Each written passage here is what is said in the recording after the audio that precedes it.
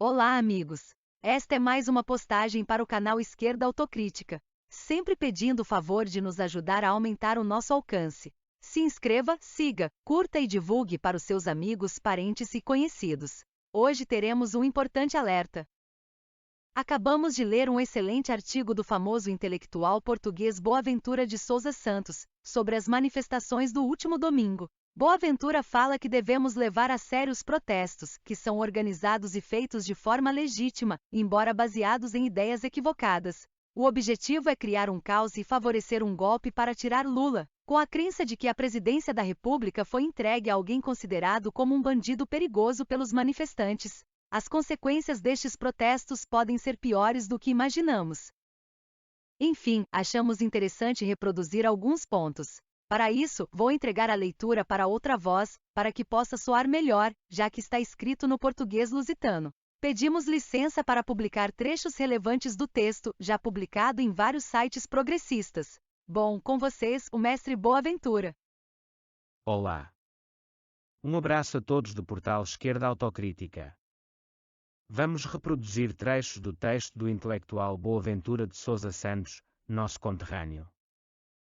Ocorreu em Brasília no dia 8 deste mês, uma semana depois da tomada de posse do presidente Lula da Silva, um acontecimento que só tomou de surpresa quem não quis ou não pôde informar-se sobre os seus preparativos amplamente difundidos nas redes sociais.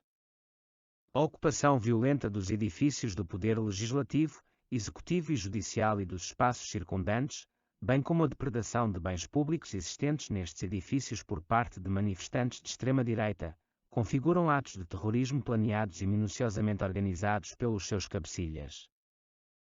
Trata-se, pois, de um acontecimento que põe seriamente em causa a sobrevivência da democracia brasileira e que, pelo modo como ocorreu, pode amanhã ameaçar outras democracias no continente e no mundo. Convém, pois, analisá-lo à luz da importância que tem. As características e as lições principais são as seguintes. Primeiro, o movimento de extrema-direita é global e as suas ações a nível nacional beneficiam das experiências antidemocráticas estrangeiras e muitas vezes agem em aliança com elas. É conhecida a articulação da extrema-direita brasileira com a extrema-direita norte-americana. O conhecido porta-voz desta, Steve Bannon, é amigo pessoal da família Bolsonaro e tem sido uma figura tutelar da extrema-direita brasileira desde 2013. Além das alianças, as experiências de um país servem de referência a outro país e constituem uma aprendizagem. A invasão da Praça dos Três Poderes em Brasília é uma cópia melhorada da invasão do Capitólio em Washington em 6 de janeiro de 2020. Aprendeu com esta e tentou fazer melhor. Foi organizada com mais detalhes, procurou trazer muito mais gente a Brasília, e utilizou várias estratégias para que a segurança pública democrática se sentisse tranquilizada de que nada de anormal aconteceria. Os cabecilhas tinham por objetivo ocupar Brasília com pelo menos 1 milhão de pessoas, criar o caos e permanecer o tempo necessário para permitir a intervenção militar que pusesse fim às instituições democráticas. Segundo, pretende-se fazer acreditar que se trata de movimentos espontâneos. Pelo contrário, são organizados e com capilaridade profunda na sociedade. No caso brasileiro, a invasão de Brasília foi organizada a partir de diferentes cidades e regiões do país e em cada uma delas havia cabecilhas identificados com número de telefone para poderem ser contactados pelos aderentes. A participação podia ter várias formas. Quem não pudesse viajar para Brasília, tinha missões a cumprir nos seus locais, bloqueando a circulação de combustíveis e do abastecimento dos supermercados. O objetivo era criar o caos pela carência de produtos essenciais.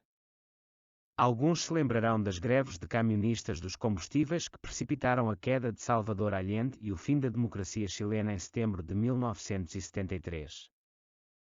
Por sua vez, o caos em Brasília tinha objetivos precisos. Foi invadida a sala de estratégia do Gabinete de Segurança Institucional, situada no porão do Palácio do Planalto, onde foram furtados documentos sigilosos e armamento ultra-tecnológico. O que demonstra que havia treinamento e espionagem. Também foram encontradas 5 granadas no Supremo Tribunal Federal e no Congresso Nacional. Terceiro, Em países democráticos, a estratégia da extrema-direita assenta em dois pilares. 1. Investir fortemente nas redes sociais para ganhar as eleições com o objetivo de se as ganhar, não usar o poder democraticamente, nem sair do poder democraticamente. Foi assim com Donald Trump e com Jair Bolsonaro enquanto presidentes. 2. No caso de não prever ganhar, começar desde cedo a questionar a validade das eleições e declarar que não aceita outro resultado senão a sua vitória.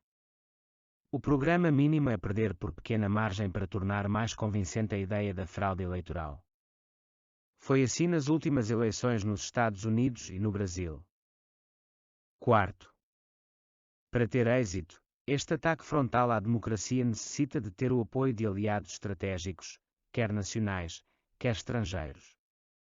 No caso dos apoios nacionais, os aliados são forças antidemocráticas, tanto civis como militares, instaladas no aparato do governo e da administração pública que, por ação ou por omissão, facilitam as ações dos revoltosos. No caso brasileiro, é particularmente clamorosa a conivência, passividade e se não mesmo cumplicidade, das forças de segurança do Distrito Federal de Brasília e dos seus dirigentes. Com a agravante de que esta região administrativa, por ser a sede do poder político, recebe receitas federais avultadíssimas com o específico propósito de defender as instituições. Neste mesmo caso, é também escandaloso que as Forças Armadas se tenham mantido em silêncio, sobretudo quando era conhecido o propósito dos organizadores de criar o caos para provocar a sua intervenção. Por outro lado, as Forças Armadas toleraram que se instalassem acampamentos de manifestantes em frente aos quartéis, uma área de segurança militar, e aí permanecessem durante 2 meses. Foi assim que a ideia do golpe prosperou nas redes sociais. A nomeação do novo Ministro da Defesa, José Múcio Monteiro, que parece apostado num bom e reverencial relacionamento com os militares, não augura nada de bom. É um ministro problemático depois de tudo o que se passou. O Brasil está a pagar um preço alto por não ter punido os crimes e os criminosos da ditadura militar, sendo certo que alguns crimes nem sequer prescreveram. Foi isso que permitiu ao ex-presidente Bolsonaro elogiar a ditadura, prestar honras aos torturadores e nomear militares para cargos importantes de um governo civil e democrático, alguns fortemente comprometidos com a ditadura.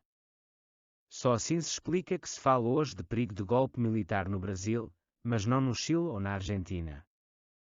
Como se sabe, nestes dois países, os responsáveis pelos crimes da ditadura militar foram julgados e punidos. 5.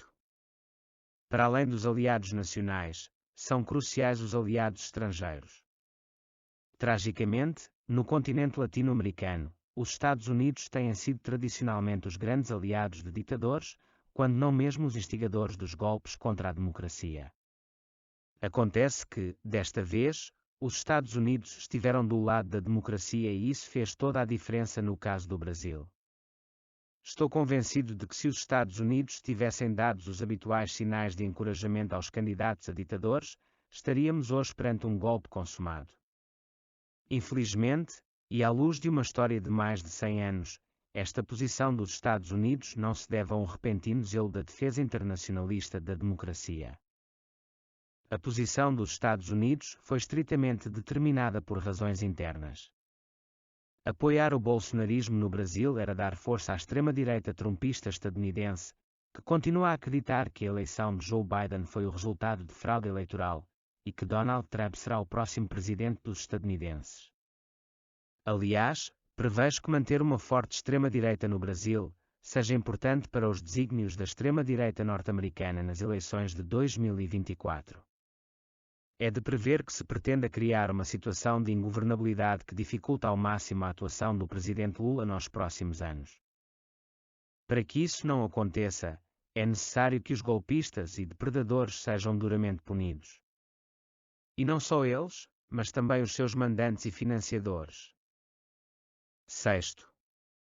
Para garantir a sustentabilidade da extrema-direita é necessário ter uma base social, dispor de financiadores organizadores e de uma ideologia suficientemente forte para criar uma realidade paralela. No caso do Brasil, a base social é ampla, dado o caráter excludente de democracia brasileira que faz com que largos setores da sociedade se sintam abandonados pelos políticos democráticos.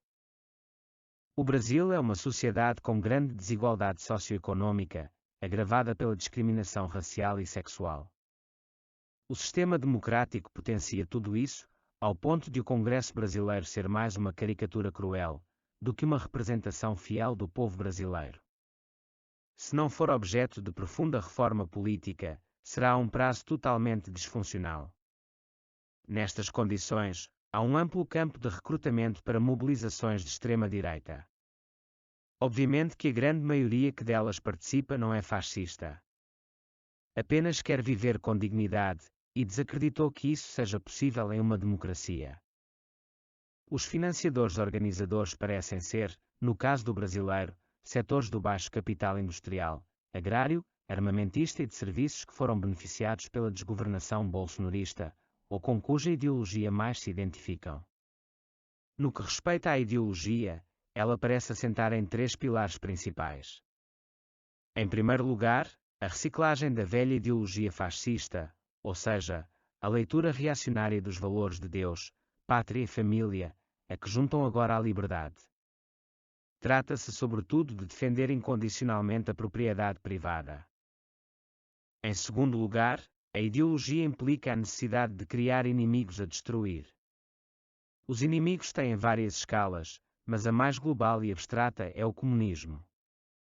40 anos depois de, pelo menos no hemisfério ocidental, terem desaparecido os regimes e os partidos que defendam a implantação de sociedades comunistas, este continua a ser o fantasma contraditoriamente mais abstrato e mais real. Para entender isso, é preciso entrar em linha de conta com o terceiro pilar da ideologia de extrema-direita, a criação incessante e capilarizada no tecido social de uma realidade paralela, esta protegida contra a confrontação com a realidade real, sendo transmitida pelas redes sociais e pelas religiões reacionárias, que com facilidade instigam o medo abissal nas populações indefesas. Tudo facilitado por estas populações há muito terem perdido a esperança de ter uma vida digna. A tentativa de golpe no Brasil é um aviso à navegação. Os democratas brasileiros, latino-americanos, norte-americanos e, afinal, de todo o mundo, devem levar muito a sério este aviso. Se o não fizerem, amanhã os fascistas não se limitarão a bater à porta. Certamente a arrombarão sem cerimônia para entrar. Obrigada, amigo, pela narração, e um agradecimento especial a Boaventura pelo importante aviso. Ficamos por aqui. Agradecemos a audiência. Até a próxima postagem. Um abraço a todos.